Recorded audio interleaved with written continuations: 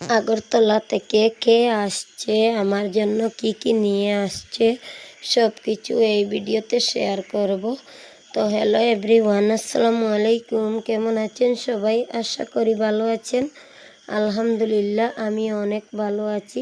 কাছে এবং দূরে, দেশ বিদেশ যে যেখান থেকে আমার ভিডিও দেখছেন, প্লিজ প্লিজ একটা লাইক দিয়ে দেখা শুরু করবেন, কারণ সবাই হয়তো ভুলে যাবেন লাইক দিতে। প্লিজ আমার প্রিয় আপু ও ভাইয়েরা সবাই একটা লাইক দিয়ে দেখা শুরু করবেন। আর যারা যারা আমার চ্যানেলে নতুন, প্লিজ আমার চ্যানেলটি সাবস্ক্রাইব করে রাখবেন। তো দেখতে পাচ্ছেন, আপনাদের সাথে কথা বলে বলে আমি রুটি বলছি। তো রুটি আর কি আমি তেমন সুন্দর করে বানাতেও পারি না। আর দিকে দেখুন, কড়াই বসিয়ে কিন্তু চুলায় রান্না করছি। তো ফাইনালি দেখো, আমার ছেলে কিন্তু চা খায় না, আজকে বায়না ধরছে চা খাওয়ার জন্য।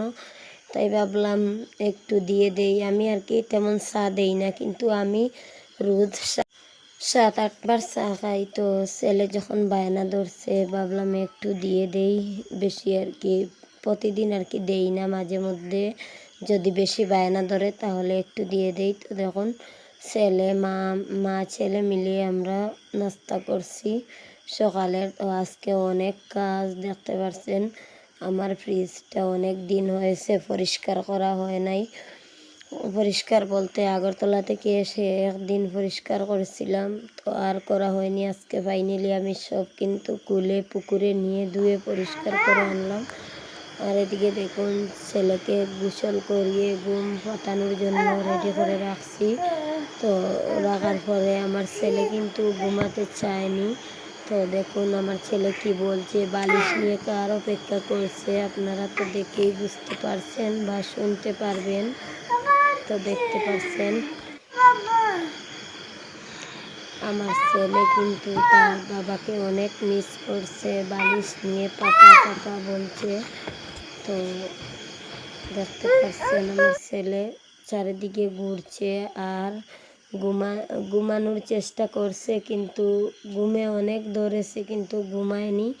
সে তার পাপার কথা ভাবছে, কখন তার পাপা আসবে, কিন্তু সে তো আর জানেও না তার বাবা এখানে নেই। আর দেখুন, আমি ছেলেকে ঘুম পাতিয়ে তারপর অনেকগুলা কাপড় ধুয়ে দিলাম।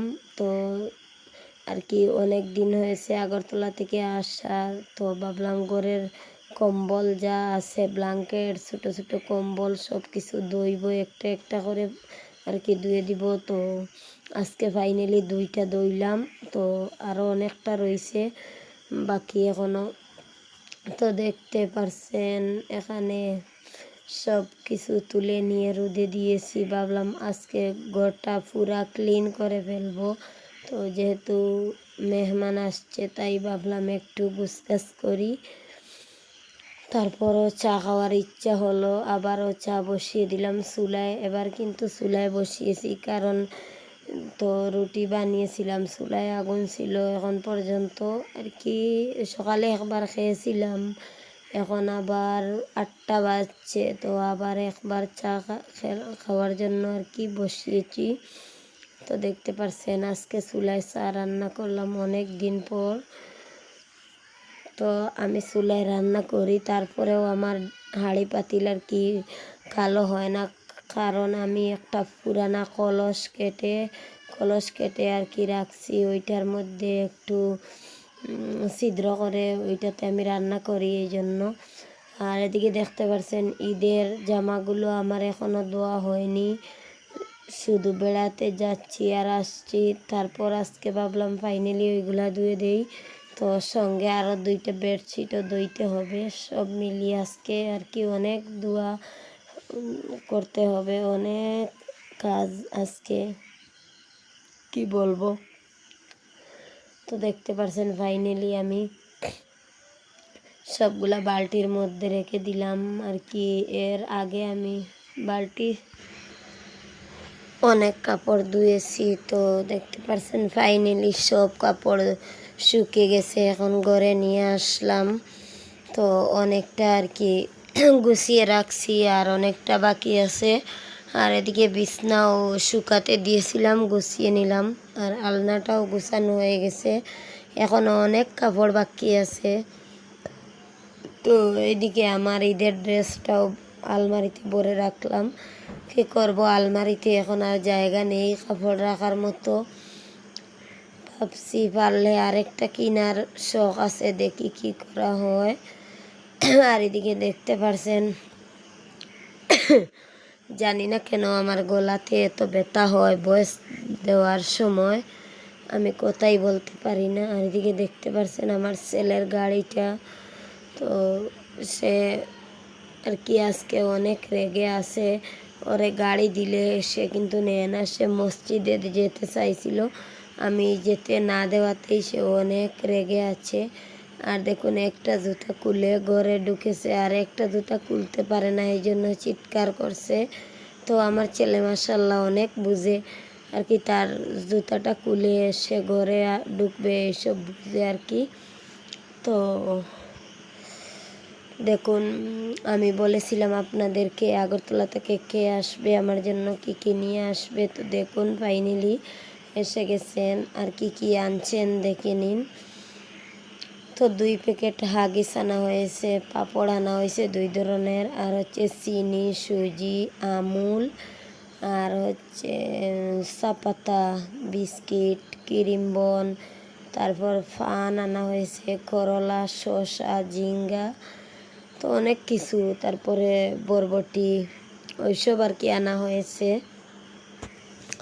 তো কে হতে পারে, আপনারা হয়তো এতক্ষণে অনেকে বুঝে গেছেন। তো বুঝতে পারলে তাড়াতাড়ি কমেন্ট করে জানাবেন।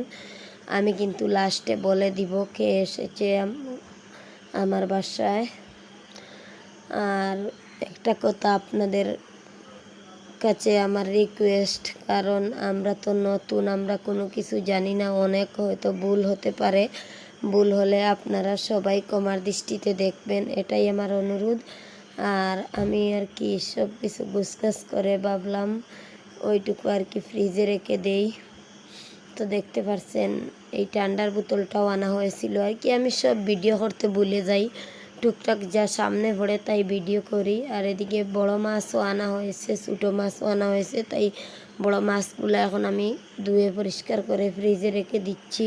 এখন আর প্রয়োজন নেই ওইটার, ছোটো মাছগুলো কাটতে হবে। আর সবজি টবজি শসা সব কিছু ফ্রিজে রেখে দিলাম।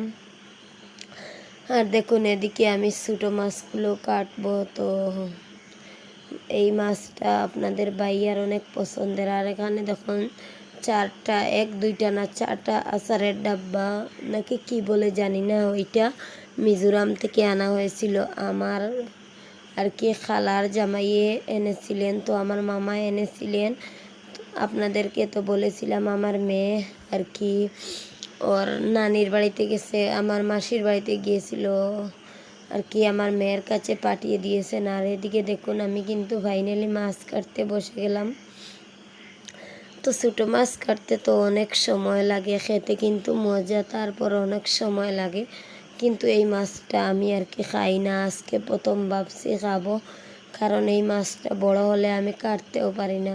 তো ফাইনালি দেখুন আমি মশলা আর কি কাটার দিয়ে কেটে, তারপর সব মশলা মরিচ, হলুদ, জিরা সব কিছু দিয়ে একসঙ্গে মেখে নিচ্ছি। এখন যেহেতু চুলায় রান্না করি, গ্যাসের তো অনেক প্রবলেম হচ্ছে, গ্যাসের দাম তেমন হলেও কিছু নেই, কিন্তু গ্যাস আর কি মিলানো অসম্ভব হয়ে যায়।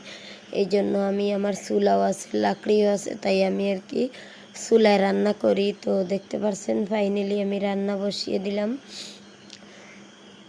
আজকে আর কি তাড়াহুড়া আছে, তাই আর কি তাড়াতাড়ি রান্না করছি। আমার আগের অনেক কিছু বলতে আর কি কি রান্না সবজি ছিল, তারপরও মাছ আনা হয়েছে এটা রান্না করার জন্য আর কি। আমি মাছগুলো ভেজে নিয়েছি আর ওইদিকে মশলা কষাচ্ছি।